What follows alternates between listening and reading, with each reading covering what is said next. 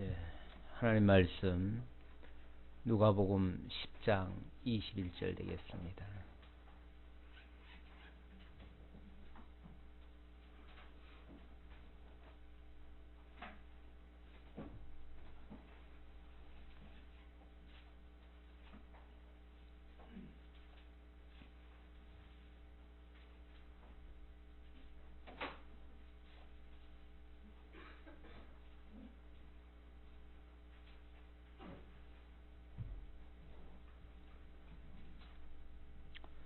예, 봉독하겠습니다. 그때에 예수께서 성령으로 기뻐하시며 이르시되 천지의 주제이신 아버지여, 이것을 지혜롭고 슬기 있는 자들에게는 숨기시고 어린 아이들에게는 나타내심을 감사하나이다. 옳소이다. 이렇게 된 것이 아버지의 뜻이니이다. 내 아버지께서 모든 것을 내게 주셨으니 아버지 외에는 아들이 누구인지 아는 자가 없고 아들과 또 아들의 소원대로 계시를 받는 자 외에는 아버지가 누구인지 아는 자가 없나이다 하시고, 제 아들을 돌아보시며 조용히 이르시되 너희가 보는 것을 보는 눈은 복이 있도다. 내가 너희에게 말하노니 많은 선지자와 임금이 너희가 보는 바를 보고자 하였으되 보지 못하였으며 너희가 듣는 바를 듣고자 하였으되 듣지 못하였느니라. 아멘. 24절까지 봉독해 드렸습니다. 예, 누가복음 전체가 하나님의 언약하신 의와 하나님의 나라를 이루심으로 당신이 그리스도이심을 증거하시는 내용입니다. 먼저 1장 1절부터 9장까지는 속죄주로 오신 하나님의 아들 그리스도를 증거하셨습니다. 그리고 21장까지는 10장부터 21장까지는 속죄하셔서 의롭게 된 백성들로 지체를 삼아 하나님 나라를 세우시고 당신이 그 나라의 주가 되시는 내용을 소개하고 있습니다. 그래서 10장부터는 하나님 나라로 오신 그리스도를 증거하고 이 교회가 바로 그 하나님의 나라이신 그리스도의 지체가 된다는 사실을 증거해주고 있습니다. 오늘 21절부터 24절 예수께서 하나님 나라를 보고 듣는 자들이 복 있는 자임을 말씀하십니다.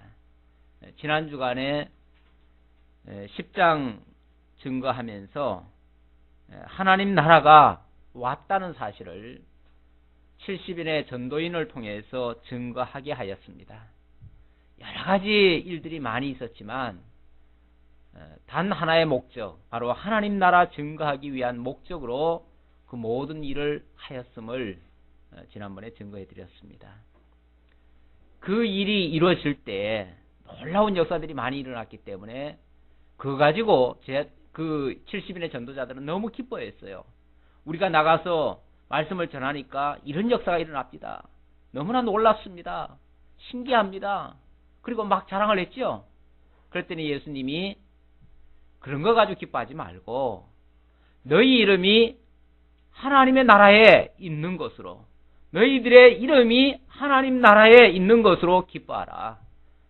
진짜 중요한 것은 무슨 역사가 아니라 정말 우리가 그 나라의 주인공이 된다는 사실이 너무나 기쁜 거 아니겠어요? 이 사실이 매우 중요한 사실입니다. 이걸 우리가 놓쳐서는 안 됩니다.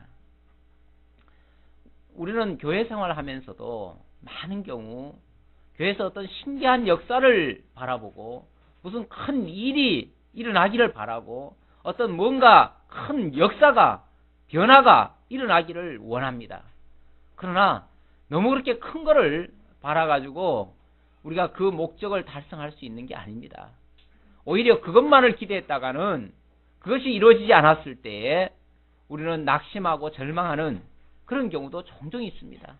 많은 사람들이 교회에 다니다가 실망을 해가지고 교회를 떠나는 경우가 있어요. 떠나는 이유를 보면 그들이 추구했던 것 자체가 뭐 만족이 됐다든지 아니면은 원하는 대로 안 됐다든지, 사실은 만족이 돼도 떠날 가능성이 많아요. 왜냐하면 그게 목적이었는데 그 목적을 달성했으니까 다 더 이상의 목적이 없어요. 그러니까 뭐 더 이상 다녀봤자 더 좋을 것은 없다, 이렇게 생각할 수 있는 거죠. 예를 들어서 교회 다니면서 세속적인 물질의 복을 많이 받기를 원한다.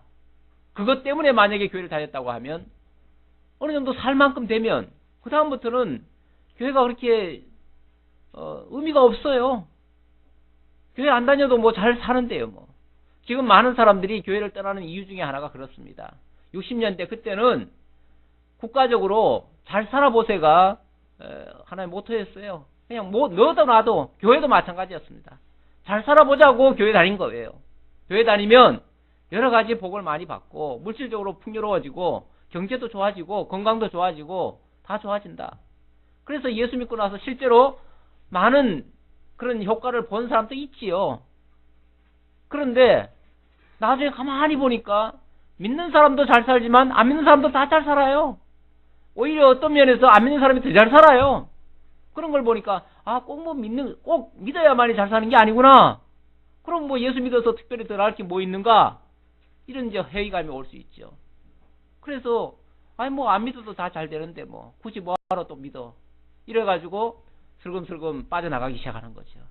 지금은 이제 교회가 가는 방향, 길을 잃어버렸어요. 길을. 뭘 목적하고 지금 교회를 다니는지 잘 모를 정도가 돼버렸어요. 그러니까 분명한 목적의식이 없으면은 신앙생활 하는 이유도 의미도 찾지를 못하는 거죠. 예수님께서도 지금 제자들에게 그렇게 말씀하신 거예요. 너희들에게서 어떤 역사가 일어났다고 그거 가지고 기뻐하지 말아라. 그게 중요한 게 아니라 진짜 중요한 것은 너희가 그 나라의 주체라는 것이다. 너희가 그 나라의 백성이라는 것이다. 하나님의 아들 되었다는 그 자체가 얼마나 중요한 것이냐. 그야말로 근본이 바뀌는 건데, 근본이. 그렇잖아요. 어떤 삶의 어떤 방식이 바뀌는 정도가 아니라 아예 그 생명 자체가 바뀌는 거예요. 영원한 생명으로 바뀌는 거예요. 이렇게 근본적인 것을 놓치고 지엽적이고 주변적인 거 가지고 우리가 붙들고 가다가는 누구나 할 것 없이 다 중간에 낙오할 수밖에 없는 거예요. 21절로 24절에서는 하나님의 나라를 보고 듣는 자들이 복 있는 자다. 진짜 복 있는 자가 누군가? 하나님의 나라를 볼 수 있는 자, 들을 수 있는 자, 깨달을 수 있는 자, 느낄 수 있는 자. 정말 이런 자들이 진짜 복 있는 자들이다. 다시 본문을 보도록 하지요. 그때 예수께서 성령으로 기뻐하시며 이르시되 천지의 주제이신 아버지여. 성령으로 기뻐하셨다. 성령으로 충만하셨다. 이런 뜻으로 이해할 수 있겠죠. 사실은 뭐 성령이 그리스도와 별개로 있는 게 아니라 한 분이시죠. 성부, 성자, 성령이 사실은 한 분인데 우리들에게 계시해 줄 때 다른 모습으로 나타날 뿐이죠. 성령을 충만하시니까 곧 하나님의 뜻을 온전히 다 알고 계시는 그분이 이르시되 천지의 주제이신 아버지여.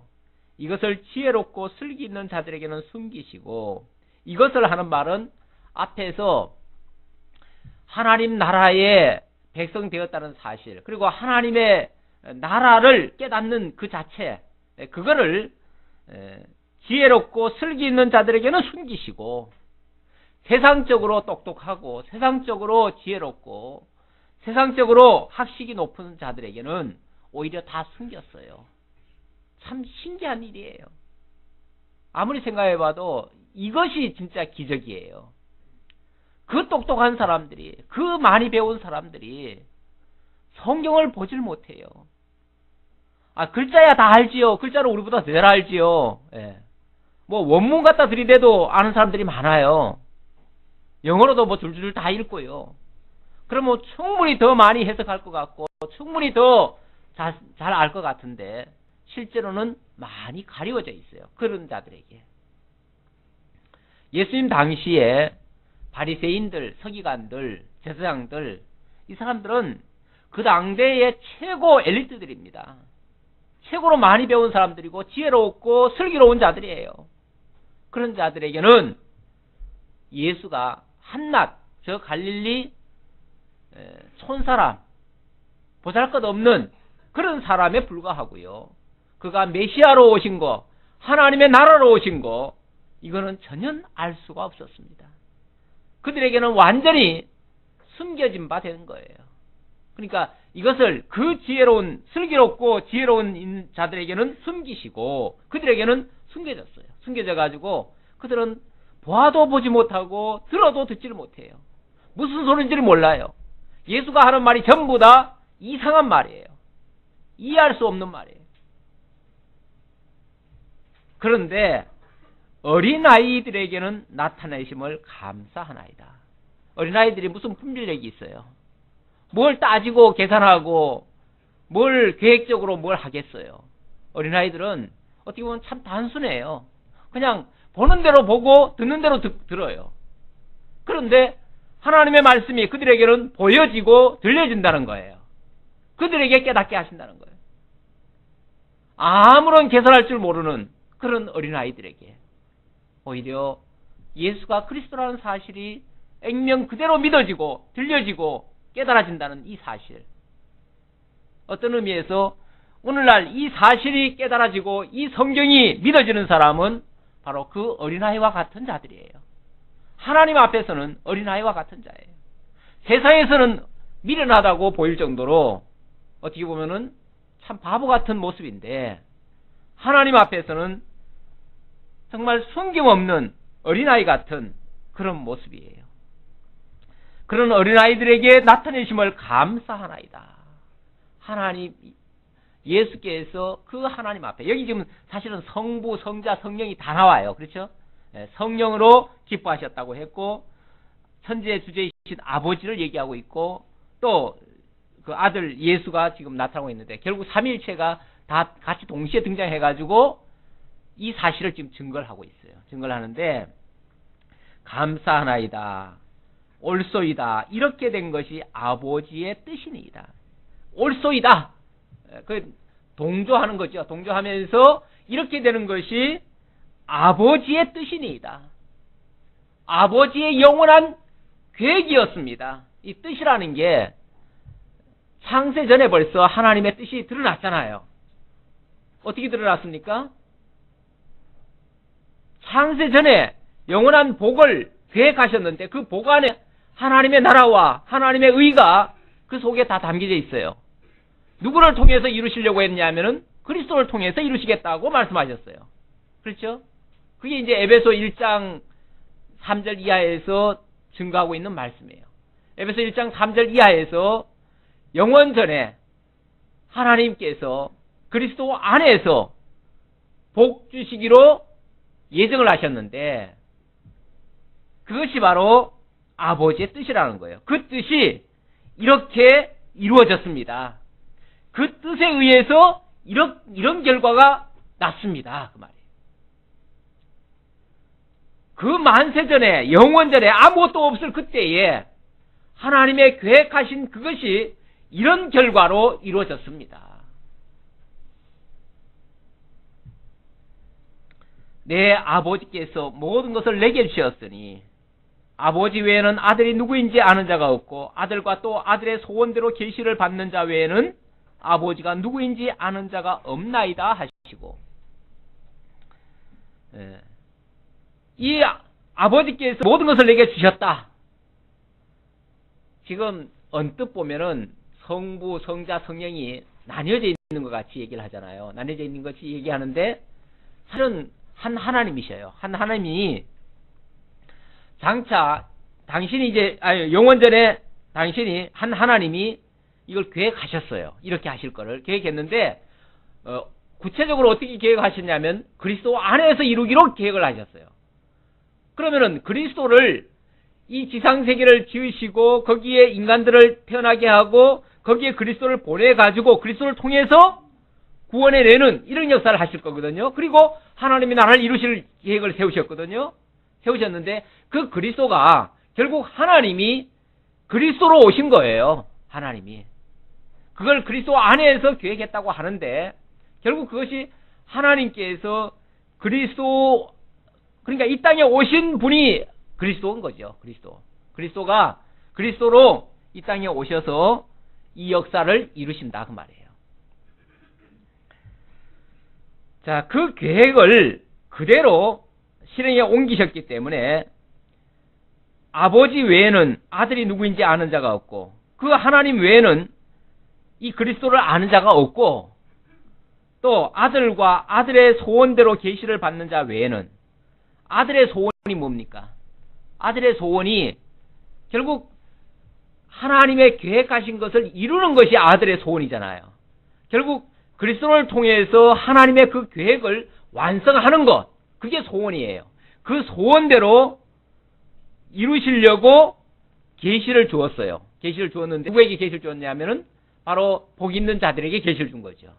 계시라고 하는 것은 보여준다는 뜻이에요. 보여준다는 뜻인데 성경을 보여주고 들려주고 깨닫게 하고, 이걸 한마디로 전부 다 계시라고 그래요. 이렇게 계시를 주심으로써 비로소 어쩌면 미련하고, 또 아담의 타락 이후로 모두가 다 타락된, 그래서 타락이란 말은 하나님과 완전히 떨어진 상태에 있는 자를 두고 하는 말인데, 그렇게 떨어진 자가 하나님을 알게 되는 이 놀라운 역사로 바뀌어졌다는 거예요. 그래서 우리가 이 계시를 볼 수 있는 눈이 열려야 돼요.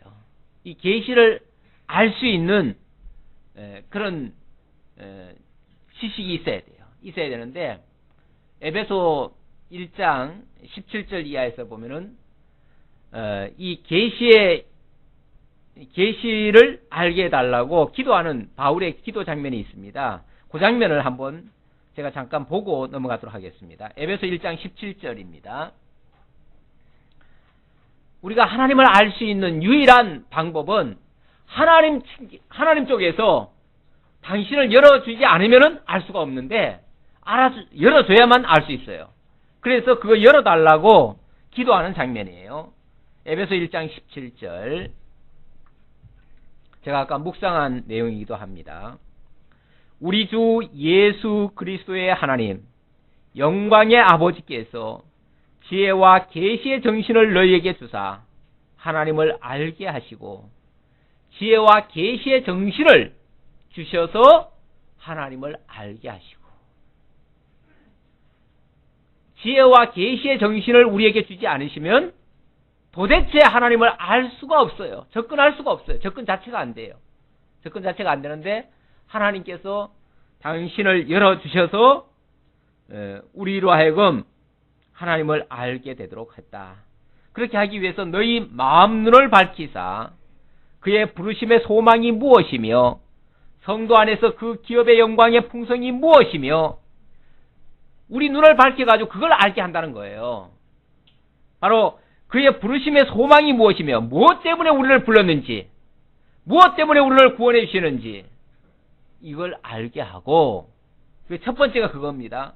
두 번째는 그 기업의 영광의 풍성이 무엇이며, 하나님께서 준비한 그 영광, 그 영광이 얼마나 크고 풍성한지를 알게 하고, 다시 말하면 하나님의 나라를 우리로 하여금 보고 깨닫게 한다, 그 말이죠.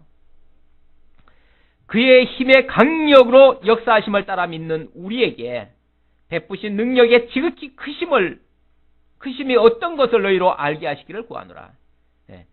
우리가 지금 하나님을 아버지로 고백하고 믿어지는 역사, 이것이 그의 힘의 강력으로 역사하신 일입니다. 그로 말미암아 우리에게 베푸신 하나님의 그 크신 은혜가 얼마나 크고 놀라운가를 우리로 하여금 깨달아 알게 되었다. 이런 하나님의 계획과 또 놀라운 역사와 성령의 역사와 또 그리스도의 친히 구속하심과 이런 것들이 종합해가지고 결국 우리가 구원을 받고 그 나라에 참여하는, 그 하나님을 깨달아 알고 경외하는 이런 놀라운 역사가 이루어졌습니다. 누구인지 아는 자가 없나이다. 다시 본문으로 돌아갑시다. 23절. 자, 이 말을 하고 제자들을 돌아보시며 종용이 이르시되 너희가 보는 것을 보는 눈은 복이 있도다. 정말 복 있는 자가 누군가? 너희가 보는 것을 보는 눈은 복이 있도다. 아무도 못 보는 것을 너희들은 지금 보고 있다. 세상에 지혜롭고 똑똑한 자들, 그 학식 많은 자들, 그런 자들은 못 보는 것을 너희는 지금 보고 있다. 그러니 너희가 얼마나 복 있는 자들이냐. 내가 너희에게 말하노니 많은 선지자와 임금이 너희가 보는 바를 보고자 하였으되 보지 못하였으며 너희가 듣는 바를 듣고자 하였으되 듣지 못하였느니라. 그래요. 하나님께서 그동안 많은 선지자들에게 그리스도를 소개했고 또 장차 하나님의 나라가 이렇게 이루어질 것이라고 하는 그런 역사를 소개를 했습니다. 예언을 했어요. 그리고 많은 왕들이 그런 어떤 예표적 인물로 등장을 했습니다. 그러나 실제로 그 나라를 본 사람은 아무도 없습니다. 그 그리스도를 직접 보고 하나님을 깨달은 자는 아무도 없습니다. 그런데 어쩌면 세상에서 버림받고 멸시천대받던 그 가난하고 병들고 연약한 그런 자들, 여기서는 어린아이들이라고 그걸 표현을 했는데 그런 자들에게 깨닫게 하고 보게 했으니 얼마나 놀라운 일이냐, 얼마나 또 복 있는 자들이냐. 진짜 복은 바로 그게 복 있는 자들입니다. 그런데 이렇게 복 있다고 말은 하지만은 현실에서 보면 내가 진짜 무슨 복을 받아. 복은 간혹 그러잖아요. 지칠이도 나는 복이 없어. 간혹 이런 것을 입에 달고 살듯이 그렇게 푸념삼아 하시는 분들이 종종 있죠. 왜냐하면 현실을 돌아보면 현실이 절대로 복 있는 모습 같지를 않아요. 현실이 너무 고달프고 힘들고 어려운 일들이 많아요.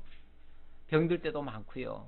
몸도 약하고 경제적으로 궁핍을 당하기도 하고 환난과 시련이 끊임없이 계속 오는 경우가 많습니다. 그래서 나는 참 복도 없어 이렇게 생각하는 경우도 있다 그 말이에요. 그러나 어쩌면 이것은 우리를 정금같이 만드시려고 하는 일종의 시련의 도구에 불과합니다. 제가 가끔씩 예를 들지만은 영화관에서 주변을 굉장히 어둡게 하는 이유는 정말 보여주고 싶은 그 피사체를 정확하게 더 도드라지게 돋보이게 하기 위한 그런 일입니다. 그런 일인 것처럼 우리들 그 주변을 어둡게 힘들게 또 공고하게 이렇게 하시는 것은 하나님의 영광을 돋보이게 하기 위한, 하나님의 영광을 더 드러내게 하기 위한 이러한 섭리예요.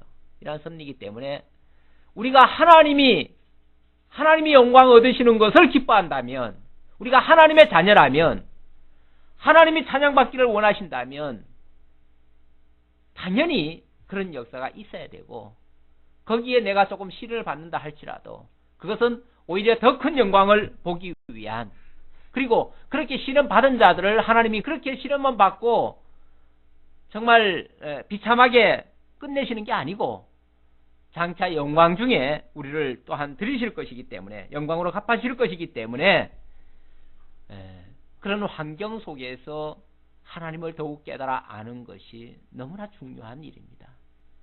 그걸 마치 갯벌 속에서 진주, 보화를 발견한 것처럼 그 밭 속에서 귀한 보석을 캐는 것 같이 질그릇 속에서 보화를 간직하는 것처럼 그렇게 우리의 아주 귀중한 것을 받는 그런 모습이죠. 그렇다면 우리가 이런 것들이 불평거리가 아니라 오히려 우리를 하나님의 자녀답게, 하나님의 사람답게 만들어 가시는 하나님의 특별한 섭리라고 생각해서 그것조차도 감사할 수 있는 거죠. 제가 그 설문조사 준비하면서 말씀이 생각나서 잠깐 기록을 해놨는데, 하박국 선지자가 사실 그 당시 현실적으로 보면 너무너무 어려운 시절입니다. 이스라엘 백성들이 전부 다 바벨론에 잡혀가가지고 완전히 비참한 상태에 놓였어요. 다 빼앗겼어요. 아무것도 없어요. 그런데 하나님께서 그 일을 통해서 장차 이루실 그 놀라운 오묘한 섭리를 깨닫고 나서는 마지막에 고백을 어떻게 하느냐면, 무화과 나무에 열매가 없고 뭐가 없으며 없을지라도, 그러죠. 아무것도 없죠. 뭐 다 빼앗겨가지고 아무것도 없을지라도 나는 여호와로 인하여 기뻐하며 구원의 하나님으로 인하여 즐거워하리로다. 이렇게 마지막 찬양을 터뜨리죠. 정말 제대로 깨닫는 사람은 현실에 좌우되지 않습니다. 환경에 좌우되지 않습니다. 환경을 초월해서 정말 믿음으로 모든 것을 극복하고 승리할 수 있는, 그게 진짜 승리입니다. 승리라니까 무슨 뭐 세상에서 잘 되는 것만 가지고 그것만 승리라고 생각하시면 안 됩니다. 오히려 그 모든 어려움 속에서도 그것을 넉넉히 극복해낼 수 있는 힘, 믿음, 그런 것들이 승리라고 볼 수 있습니다. 25절로 37절까지 예수께서 하나님 나라의 율법은 사랑인 것을 가르쳐 주시는 내용이 되겠습니다. 어떤 율법 교사가 일어나 예수를 시험하여 이르되, 선생님, 내가 무엇을 하여야 영생을 얻으리까? 예수께서 이르시되, 율법에 무엇이라 기록하였으며 내가 어떻게 읽느냐? 대답하여 이르되, 내 마음을 다하며 목숨을 다하며 힘을 다하며 뜻을 다하여 주 너의 하나님을 사랑하고 또한 내 이웃을 내 자신같이 사랑하라 하였나이다. 지금 계속 하나님의 나라 이야기를 하고 있습니다. 하나님의 나라의 그 주관자가 누구시고 주체가 누구인지, 거기에 참여할 참여자들이 누구인지, 이런 내용들을 얘기하는데, 한 율법사가 예수님의 말씀을 듣다가 말고 그 나라에 들어가려면 어떻게 해야 되겠습니까? 이렇게 물어본 거죠. 선생님, 내가 무엇을 하여야 영생을 얻으리까 하는 말은 내가 어떻게 해야 그 나라에 참여할 수 있겠습니까? 이런 뜻으로 얘기했는데, 그 전에 보니까 예수를 시험하여 이르되 그랬어요. 아마 예수님의 말씀이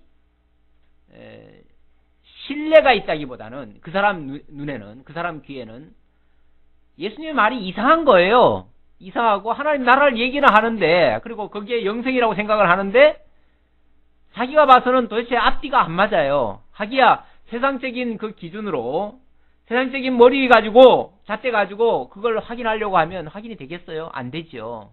그러니까 당연히 예수를, 그러니까 진짜 신뢰해가지고 묻는 게 아니고, 진짜 궁금해서 묻는 게 아니고, 어떤 면에서는 예수를 시험하든지, 아니면 자기는 굉장히 의롭다는 것을 자랑하든지, 이런 차원에서 물어본 거예요. 그래서 물어보기를, 선생님, 내가 무엇을 하여야 영생을 얻으리까? 라고 물어봤습니다. 그랬더니 예수께서 이르시되, 율법에 무엇이라 기록되었으며 내가 어떻게 읽느냐? 예수님 반문했습니다. 예수님의 그 대화법에 보면 예수님의 그 반문 같은 게 굉장히 많아요. 상대방이 뭐라고 이렇게 물었을 때 거기에 대한 바로 그냥 단답형으로 답을 주시는 게 아니고, 너는 어떻게 이해하고 있느냐? 너는 그 부분을 뭐라고 알고 있느냐? 그걸 이제 확인하시는 작업이 있어요, 먼저. 그래가지고 그가 알고 있는 것이 얼마나 잘못됐는가를 지적해 주면서 이래야 맞지 않느냐라고 하는 그런 어떤 답을 주시는데, 참 그런 그 대화법은 우리가 일상에서도 굉장히 필요한 것 같아요. 사람이 뭘 묻는데 묻는 거에 대한 바로 답만 주면은 그게 해결되는 게 아니에요. 근본은 안 바뀌어요. 근본은 안 바뀌고, 그 답이 자기한테 좋으면은 받아들이고 싫으면은 거부해버리는 경향이 있어요. 사람들 그래요. 사실은 자기는 나름대로 답을 어느 정도 가지고 있으면서 그러면서 괜히 묻지요. 물어가지고 상대방은 어떻게 알고 있는지 물어봐가지고 동조하면은 내 편이다 생각하고, 틀리면, 나와 틀리면 거부하고, 그 사람까지도 상대하지 않고, 그래가지고 괜히 답해주고 사람 잃고, 이런 경우도 종종 있어요. 얼마 전에도 어떤 분이 전화가 왔더라고요.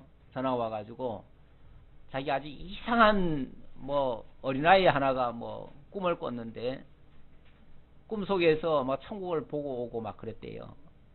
이런 얘기를 쭉 하길래 제가 이제 답변을 좀 해줬어요. 해줬더니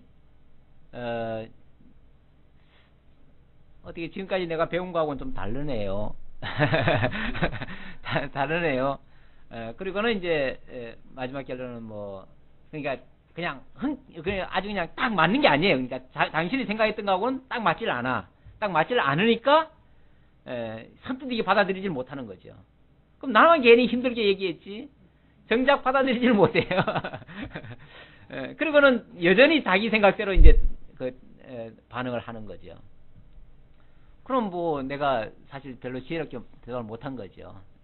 그 사람이 어떻게 알고 있는가부터 먼저 물어봤어야 되는데, 물어보고 그 사람의 알고 있는 것이 얼마나 잘못됐는지, 아니면은 맞으면 맞다고 동조해 주든지 그렇게 하면 되는데, 저도 이 지혜롭게 말을 못할 때가 종종 있어요. 그래서 대화하고 나면 내가 지혜롭게 말을 못했구나 라는 생각이 할 때가 있습니다. 이런 것도 하나의 큰 교훈 같아요. 자, 어쨌든 예수님은 그랬습니다. 그렇게 물으니까 영생을 어떻게 하면 영생을 얻을까요? 하는데 너는 율법에 대해서 어떻게 알고 있니? 이렇게 지금 물으신 거예요. 그랬더니 이 사람 대답이 내 마음을 다하며 목숨을 다하며 힘을 다하며 뜻을 다하여 주 너의 하나님을 사랑하고 또한 내 이웃을 내 자신같이 사랑하라 하였나이다. 결국 사랑하는 건데 하나님 사랑, 이웃 사랑인데 어떻게 사랑을 하라는 거예요? 마음, 뜻, 목숨까지 다 해가지고 몽땅 다 해가지고 사랑하라는 거예요. 그러면 거기에 미달되면요, 사랑 못한 거죠. 사랑 못하면 결국 어떻게 된다는 거예요? 영생 못 얻는다는 얘기죠.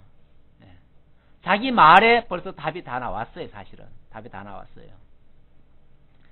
목숨까지 다 해가지고, 목숨까지 다 해서 힘을 다해서 뜻을 다해서 하나님 사랑해야 되고 이웃을 사랑해야 된다. 그게 율법의 가르침이에요.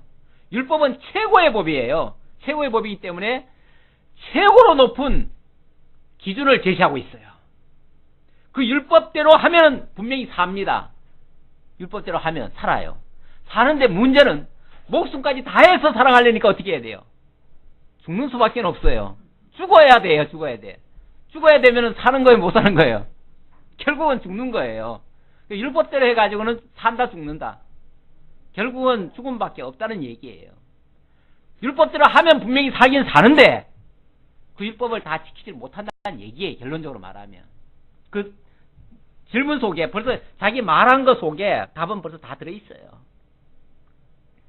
그러니까 예수께서 이러시되 내 답이 옳도다. 너 정말 말 잘했다 그 말이에요. 대답이 옳도다. 이를 행하라. 그러면 살리라 하시니. 맞아요. 그대로만 하면은 살 수 있어요. 그대로만 하면 살 수 있는데 그대로 하면 어떻게 되죠? 결국 죽지 않으면은 그걸 못한다 그 말이에요. 하면은 살긴 사는데 죽기까지 하지 않으면은 할 수가 없다 이 말이에요. 할 수가 없다. 죽지 않고는 목숨 다해서 사랑할 수가 없어요. 그렇잖아요. 우리는 조금만 서운하면 뭐예요?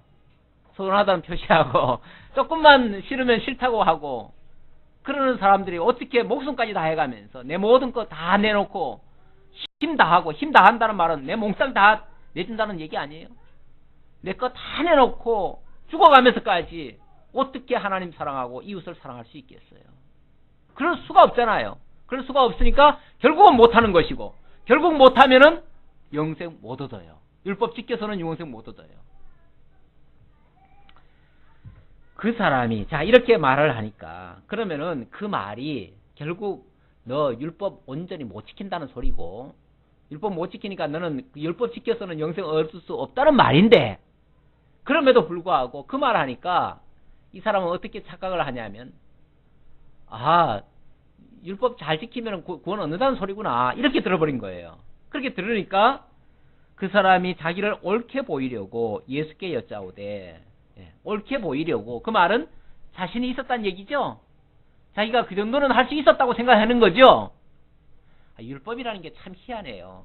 10가지 계명을 딱 주니까 사람들이 10가지 계명 정도야 뭐 그렇게 어렵겠느냐, 그 정도야 웬만하면 지킬 수 있지 않겠느냐라고 생각을 해요.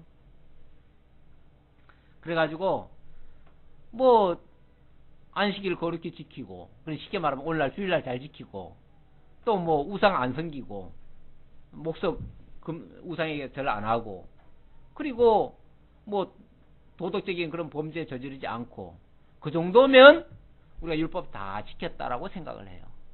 이 사람도 그렇게 생각한 거죠. 그래서 자기를 옳게 보이려고 자기가 그 정도는 다 할 수 있습니다. 어떤 부자 청년은 그때 그런 말 한 적이 있죠. 그런 건 제가 어려서부터 다 지켰나이다. 이렇게 자신만만하게 얘기한 적도 있었죠.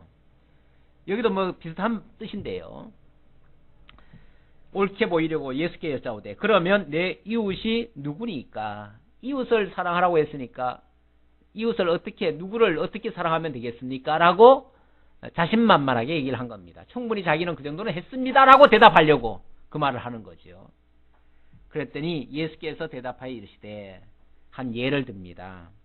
어떤 사람이 예루살렘에서 여리고로 내려가다가 강도를 만나매 강도들이 그 옷을 벗기고 때려 거의 죽은 것을 버리고 갔더라. 어떤 사람이 예루살렘에서 여리고로 내려가는데 거기가 동네가 안 좋아요. 그 여리고 동네가 그것도 사마리아 지역으로 가는 그 길인데 거기에 아마 강도들이 많이 있었던가 봐요. 그런데 거기서 한 사람이 강도를 만났습니다. 물건 다 빼앗기고 거의 맞아서 죽을 지경까지 됐어요. 그런데 마침 한 제사장이 그 길로 내려가다가 그를 보고 피하여 지나가고 또 이와 같이 한 레위인도 그곳에 이르러 그를 보고 피하여 지나가되 쉽게 말하면 레위인과 이 제사장들은 유대인들이죠. 유대인들인데 유대인들도 그곳을 지나가고 뭐 사마리아 사람들도 지나갈 거 아니에요. 거기가 왜냐면 접경 지역이니까. 그래 내려가는데 그 사람들은 보고 야 여기 강도가 많구나. 여기 강도 있으면은 나도 여기서 어물쩡대다가는 나도 강도 당하겠구나 싶어가지고 빨리 그 자리를 도망가는 거죠. 그 사람 살려줄 생각을 하는 게 아니라 빨리 도망을 가는 거죠. 도망 안 가면 나도 죽을 수 있으니까. 그래서 얼른 도망을 갔다는 거예요. 그런데 사마리아 사람, 어떤 한 사람이 그 다음 33절입니다. 어떤 사마리아 사람은 여행하는 중 거기 이르러 그를 보고 불쌍히 여겨 가까이 가서 기름과 포도주를 그 상처에 붓고 싸매고 자기 짐승에 태워 주막으로 데리고 가서 돌보아 주니라. 그런데 사마리아 사람, 이 사람은 그 일이 남의 일 같질 않아요. 자기 일 같아요.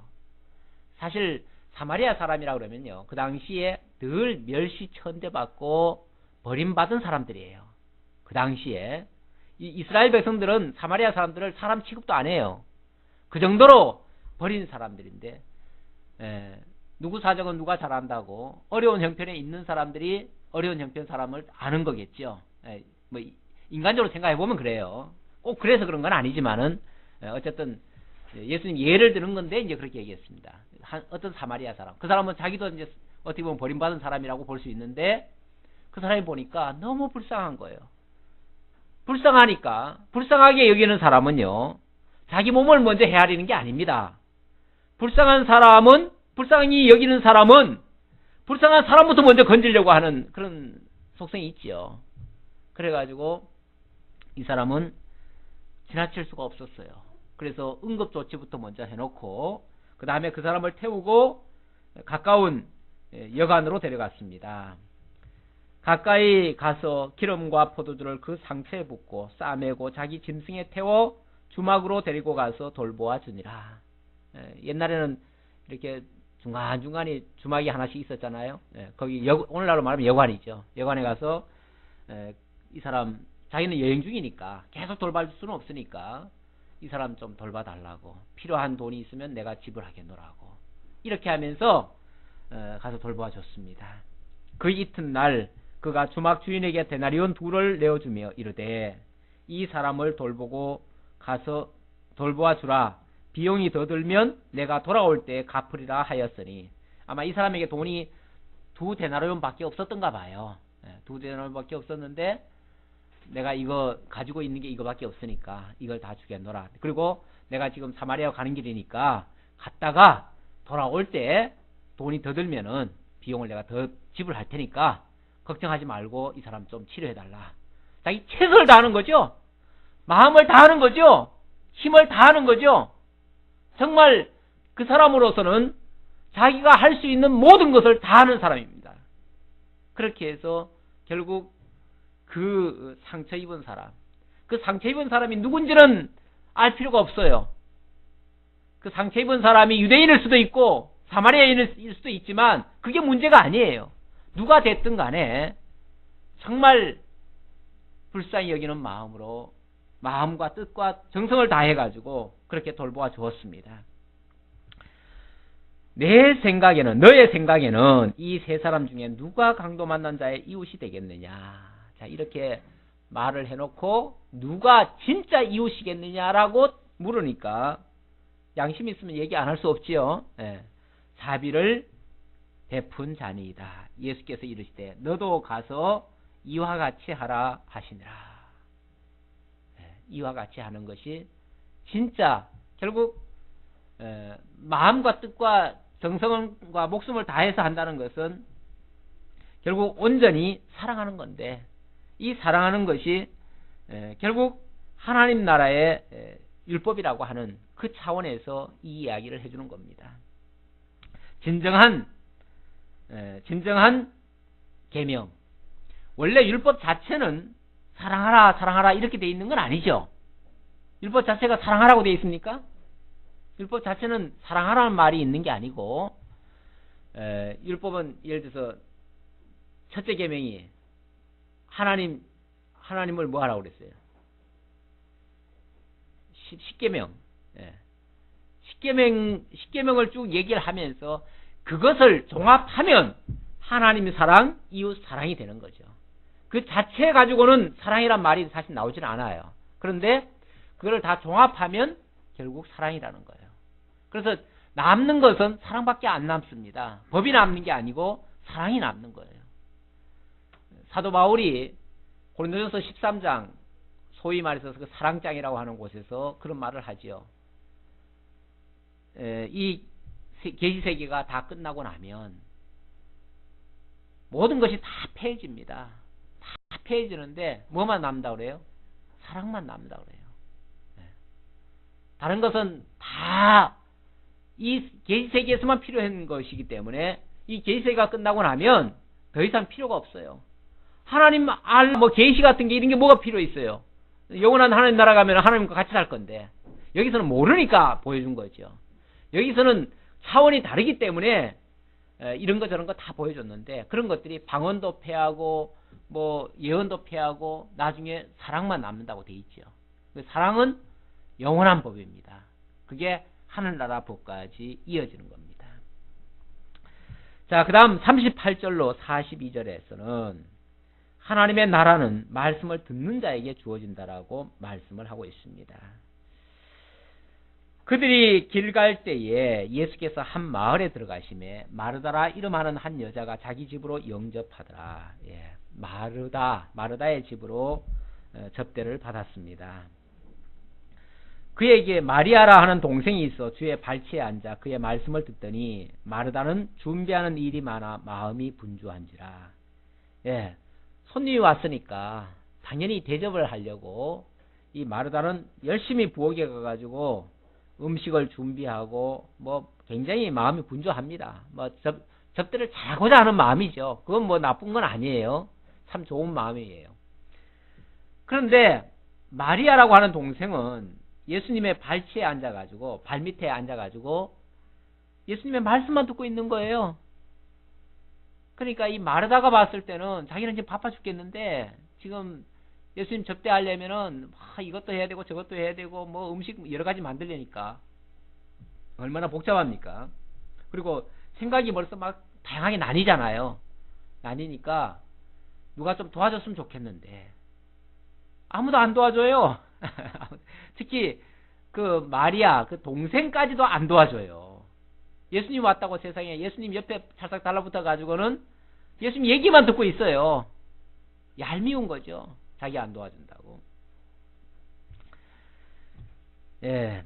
그래서 예수께 나아가 이르되 참다 아마 예수님한테 갔나 봐요. 가가지고 주여 내 동생이 나 혼자 일하게 두는 것을 생각하지 아니하시나이까?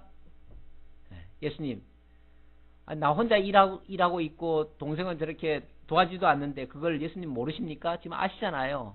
아시니까 한마디 좀 해주셔가지고 동생이 나로 하여금 좀 도와주도록 이렇게 좀 해주세요. 이렇게 지금 부탁하는 거죠. 그를 명하사 나를 도와주라 하소서. 아무리 예수님 좋아도 그렇지 지금 일을 해야 되는데 일도 안 도와주고 그러니까 예수님이 좀 혼내주세요. 좀 뭐라고 좀 해주세요. 그래야 좀 일할 거 아닙니까? 그랬더니 주께서 대답하여 이르시되 마르다야 마르다야 내가 많은 일로 염려하고 근심하나 몇 가지만 하든지 혹은 한 가지만이라도 족하니라. 뭐 많은 거 뭐 준비해가지고 대접하려고 큰 부산을 떠는데 그리고 마음도 다 나뉘고 그러는데 그럴 거 없다 그 말이죠. 그럴 거 없고 몇 가지만 하든지 혹은 한 가지만이라도 족하니라. 예수님 접대하는데 많은 게 필요한 게 아니에요. 오히려 한 가지만 또 족하다. 저는 음식 하는데도 그래요. 음식 하는데 뭐 손님 치른다고 어떨 때 보면 많이 막 준비하면서 그냥 준비 말없이 해도 괜찮은데 가끔씩 보면은 옆에서 안 도와준다고 또 뭐라고 얘기할 때가 있죠. 아마 다 겪어봤을 거예요. 다 겪어봤을 텐데 그러면 뭐 그렇게 준비를 많이 하느라고 그러냐고 이제 이렇게 또 얘기할 때가 있는데 그렇죠. 사실은 모르겠어요. 제 그 손님을 치르는 입장에서는 최대한 이제 대접하려고 하겠지만은 저는 이제 뭐 저도 어디 가서 이제 이렇게 뭐 신방을 받을 때도 있고 뭐 할 때 있잖아요. 뭐 또 음식을 또 대접 차려놓은 거 먹을 때도 있는데 너무 많이 차려놔도 어떨 때는 부담되더라고요. 너무 많이 차려놔도 부담되고 그냥 한 가지라도 한두 가지라도 그냥 맛있는 거 있으면 되고 밥에다가 그냥 간단하게만 있어도 저는 사실은 항상 만족해요. 저는 사실은 가리질 않아요. 가리질 않고 뭐 어떤 거든지 상관이 없어요. 그전에는 병원에 갔는데 집사람이 요즘 병원에 있어요. 그래서 이제 계속 죽이 나와요. 죽이 나오는데 죽을 못 먹어요. 그러니까 당연히 제 차지가 되죠. 저는 이제 잘 먹어요. 뭐 죽이든 뭐든 그냥 아무거나 다 잘 먹어요. 한편으로는 좀 미안하더라고요.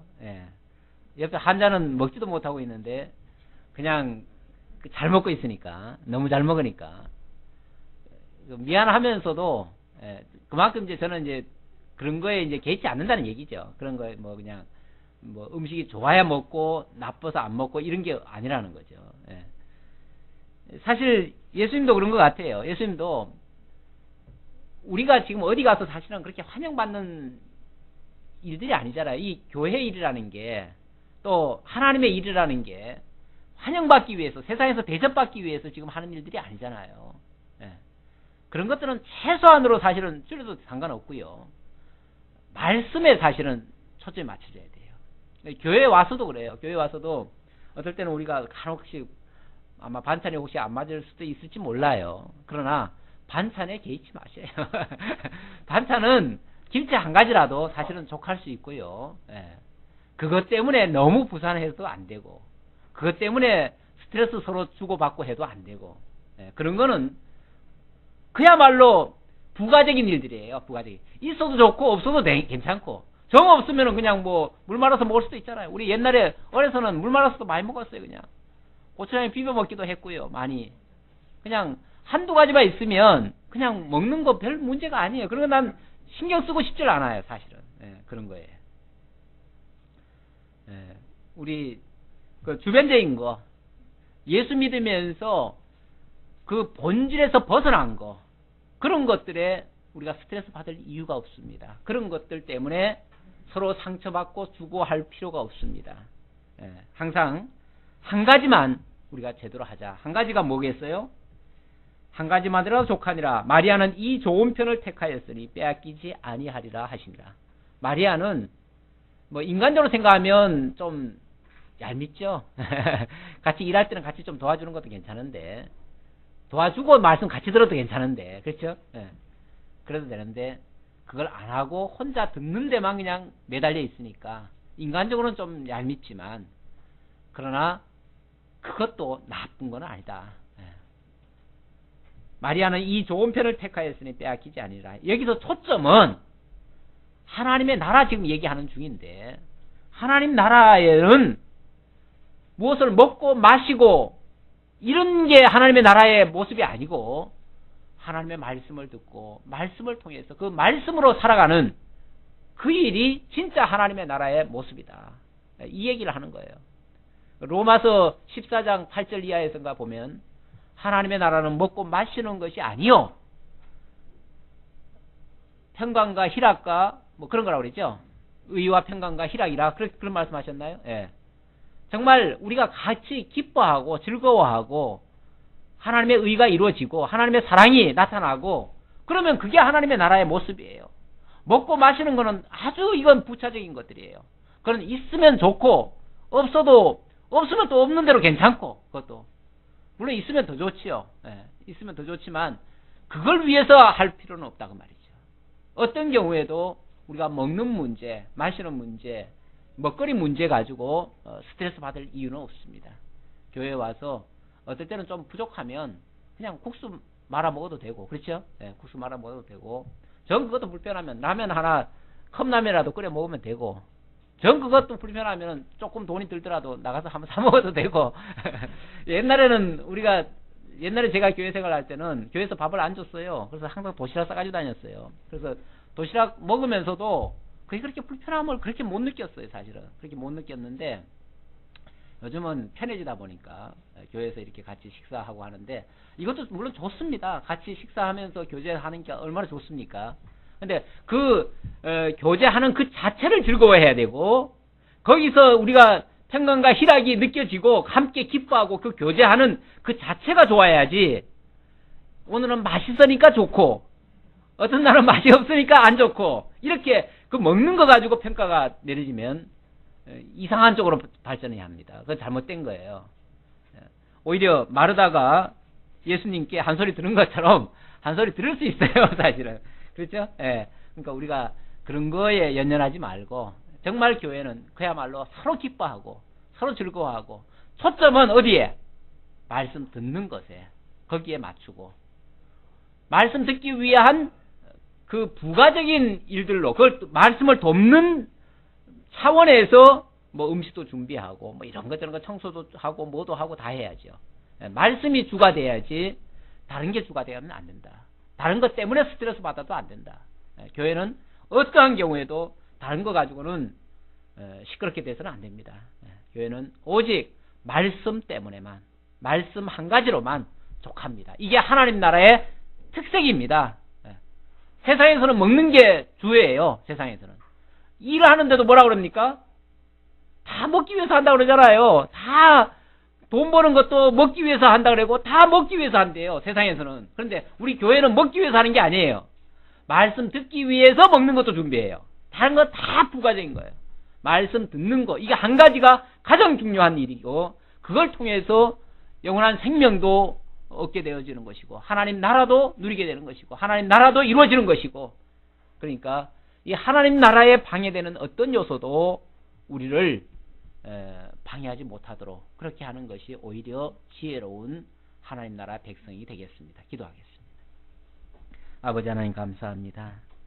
오늘도 하나님 나라의 특징들을 여러 면으로 소개해 주시면서 우리가 하나님 나라의 백성으로서 서로 사랑하는 것이 하나님 나라 법률임을 다시 한번 깨닫고, 교회는 오직 하나님의 말씀을 듣는 것이 가장 복된 것이고, 하나님의 말씀을 듣고 보고 깨닫는 자들이 정말 하나님 나라의 백성인 복 있는 자임을 다시 한번 기억할 수 있도록 인도해 주시니 감사합니다.